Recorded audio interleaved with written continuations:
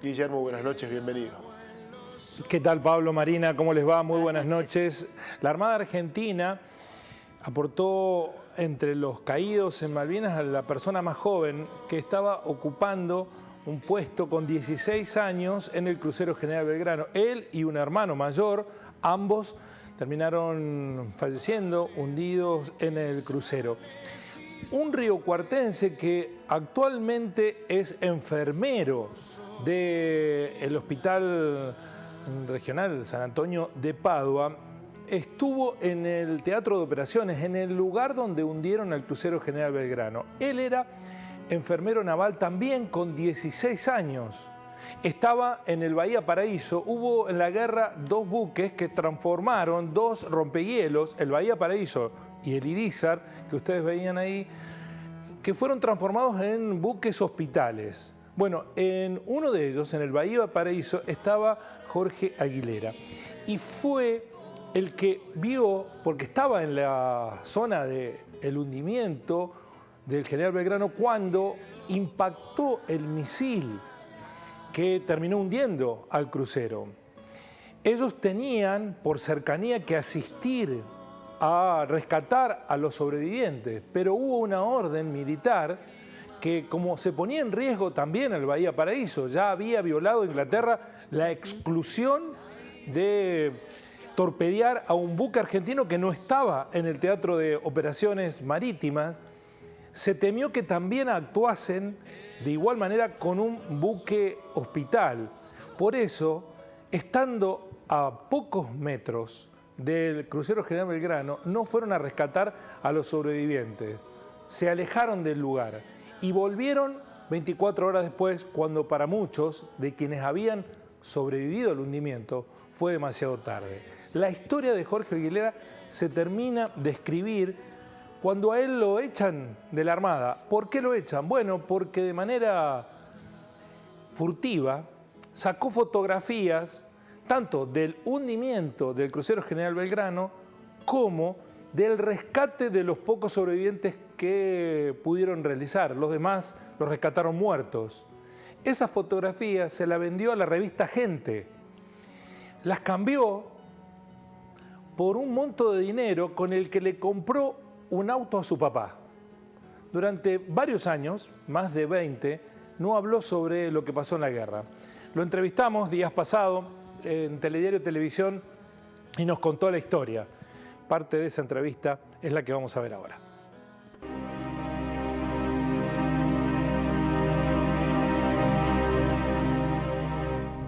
Y nosotros como buque hospital estábamos bien cerca del crucero Belgrano cuando fue bombardeado y nosotros, pudimos observar, no a la par del barco, porque no es así, pero pudimos observar todo el movimiento cuando se hundió el barco y todo el movimiento de las balsas que caen al mar y bueno, con los soldados adentro.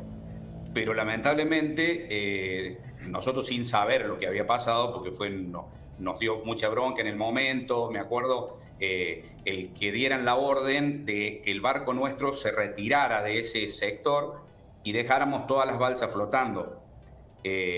Y autorizaron al día siguiente, a la media mañana o al mediodía, a volver al teatro ese donde recuperábamos las balsas que habían quedado del día anterior.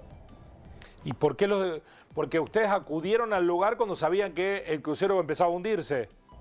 Claro, nosotros estábamos cerca y pudimos compartir eso, pero aparentemente, de acuerdo a lo que nos dijeron a nosotros, por supuesto que esto es totalmente extraoficial, porque el comandante del barco no nos va a venir a decir a nosotros que pasa esto, pasa aquello, honestamente. Pero a nosotros nos comentaron que los ingleses habían dado la orden de que si el barco nuestro permanecía en el teatro, lo iban a hundir también. ¿Y volvieron un día después y con qué escenas se encontraron?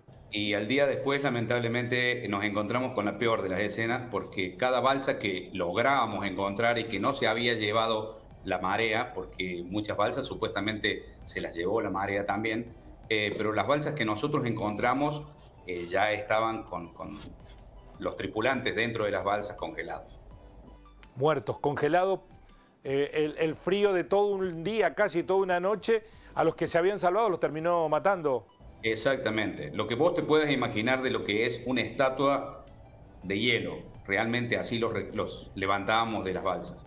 Es decir, ustedes se acercaban con el barco, bajaba una persona de ustedes, los enganchaban, los subían. Había que saltar con una soga, enganchar la balsa de unas argollas que tiene y se remolcaba hacia el barco, y en el barco le hacíamos un arnés a cada cuerpo debajo de los brazos y lo levantábamos en una polea, y eso lo trasladábamos a la cámara frigorífica del barco, que era la morgue improvisada del momento. ¿Y en qué posición estaba usted con 16 años? ¿Qué le tocaba hacer en esa escena?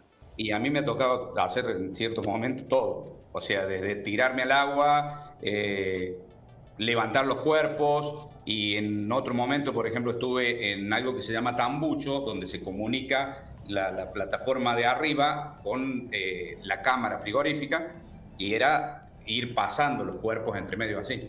Nosotros cada determinado tiempo volvíamos a Ushuaia y a Punta Quilla, que es donde los puertos donde bajábamos a los heridos en contenedores y subíamos alimentos de otros barcos.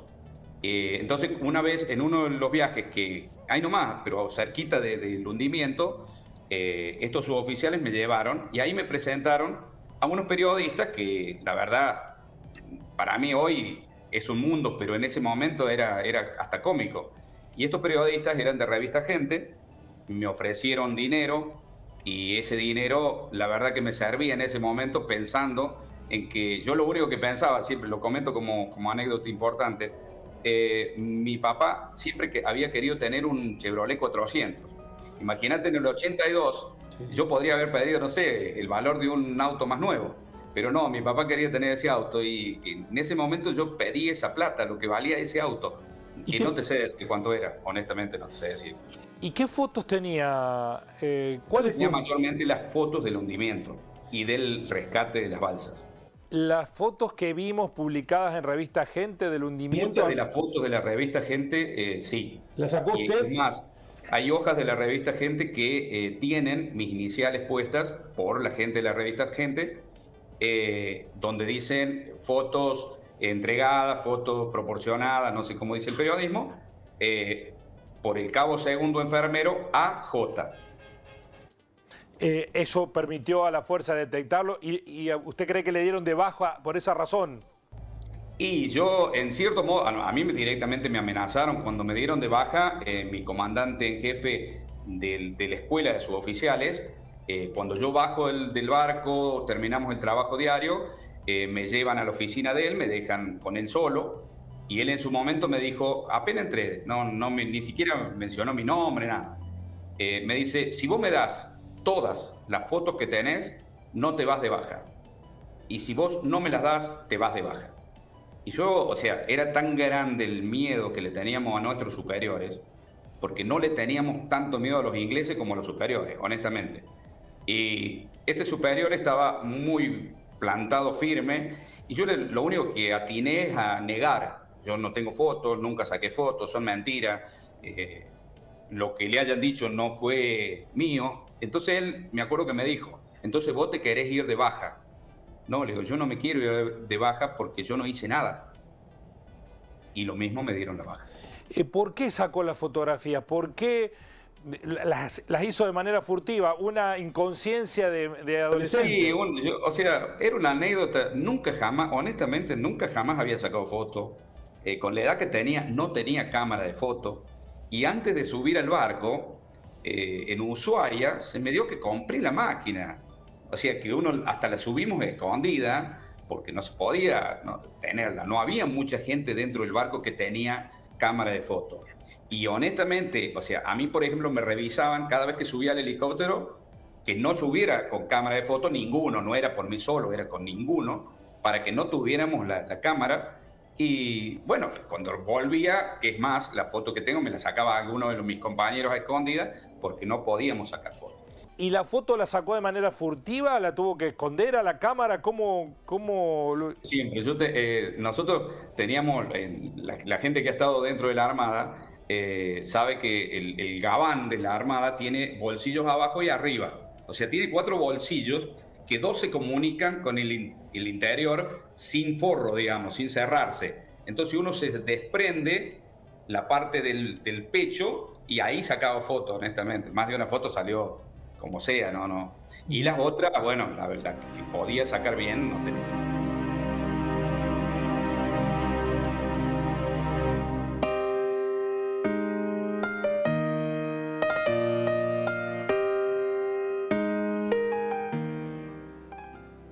Bueno, las historias también de un joven de, volveremos a decirlo, 16 años viviendo todo aquello, ¿eh? ¿Qué grado de conciencia se puede tener, Pablo, en esas circunstancias? Bueno, claro. Difícil saberlo.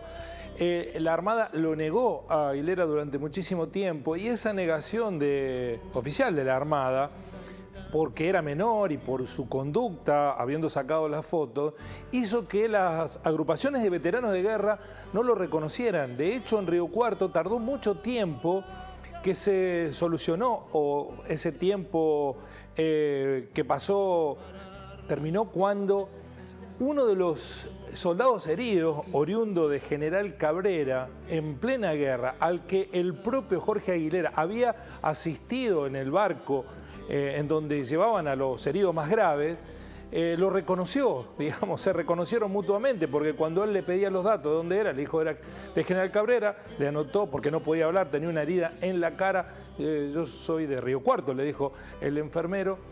Mucho tiempo después se encontraron en una actividad de los veteranos, se reconocieron y ahí empezaron a admitir que Jorge era veterano de guerra y que había vivido esta circunstancia que acaba de relatar. Bueno, impactante. Decir que se cumplen 40 años, conmemoramos, pero seguimos construyendo la historia durante mucho tiempo. Lo decíamos recién mientras veíamos la nota, hubo un silencio, no se habló de muchas cosas y es historia contemporánea. Están entre nosotros y nos permiten seguir construyendo esto que fue Malvinas, ¿no? Y eso no deja de impactarnos. Ese silencio se construyó de 2 maneras. Primero es una imposición de las Fuerzas Armadas, del Ejército, de la Fuerza Aérea y, como ustedes ven, también de la Marina, respecto de no hablar sobre este episodio. La confidencialidad. Efectivamente, más que confidencialidad, era una imposición Firmaban. para clausurar el capítulo de la guerra. Y después los propios padecimientos de los veteranos de guerra con sus fantasmas internos, con las dolencias psicológicas que le quedaron, y a muchos les costó años, décadas, poder romper ese silencio. Bueno, hay mucha historia por recorrer, por escribir de lo ocurrido en Malvinas, y a medida que cada uno de los protagonistas los vaya haciendo, seguramente empezará a saldarse esa deuda por tantos silencios impuestos y autoimpuestos. Bien. Habrá que decir también que los tripulantes de Belgrano jamás sabían que iban a la guerra ni se habían enterado cuál iba a ser su destino, para muchos fatal. Gracias, Guillermo. A ustedes, así son las cosas.